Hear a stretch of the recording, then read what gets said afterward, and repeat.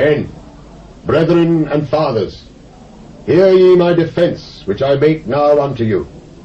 And when they heard that he spake in the Hebrew tongue to them, they kept the more silence.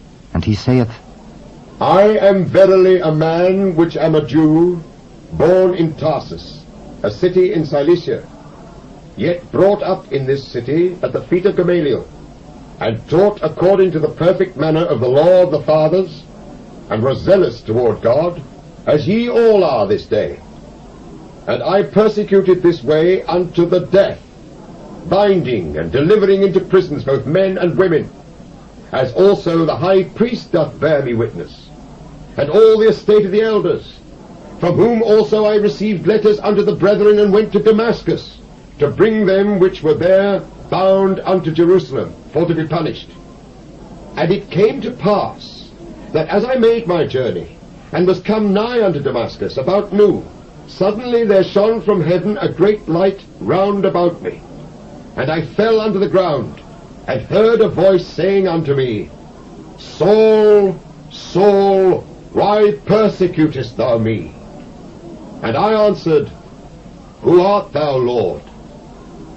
And he said unto me, I am Jesus of Nazareth, whom thou persecutest. And they that were with me saw indeed the light, and were afraid, but they heard not the voice of him that spake to me. And I said, What shall I do, Lord? And the Lord said unto me, Arise and go into Damascus, and there it shall be told thee of all things which are appointed for thee to do. And when I could not see for the glory of that light, being led by the hand of them that were with me, I came into Damascus.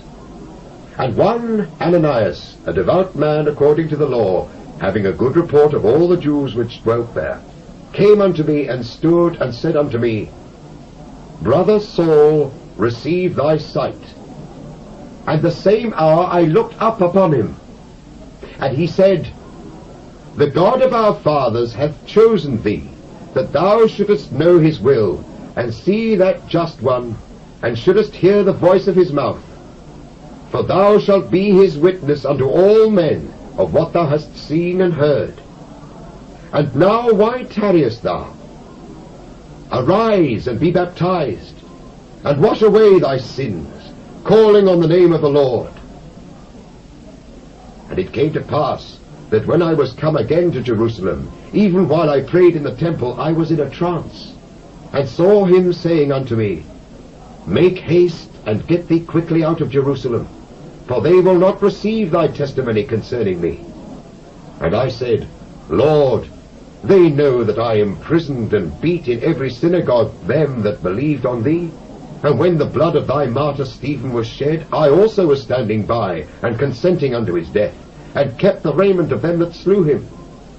And he said unto me, Depart, for I will send thee far hence unto the Gentiles. And they gave him audience unto this word, and then lifted up their voices, and said, Away with such a fellow from the earth, for it is not fit that he should live. And as they cried out and cast off their clothes and threw dust into the air, the chief captain commanded him to be brought into the castle, and bade that he should be examined by scourging, that he might know wherefore they cried so against him.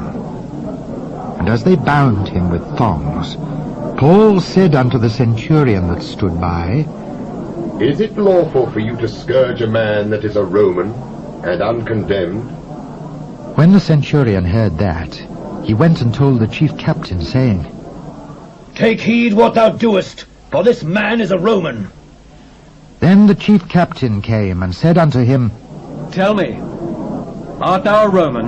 Yea, With a great sum obtained I this freedom. but I was freeborn. Then straightway they departed from him which should have examined him. And the chief captain also was afraid, after he knew that he was a Roman, because he had bound him. On the morrow, because he would have known the certainty wherefore he was accused of the Jews, he loosed him from his bands, and commanded the chief priests and all their council to appear, and brought Paul down, and set him before them.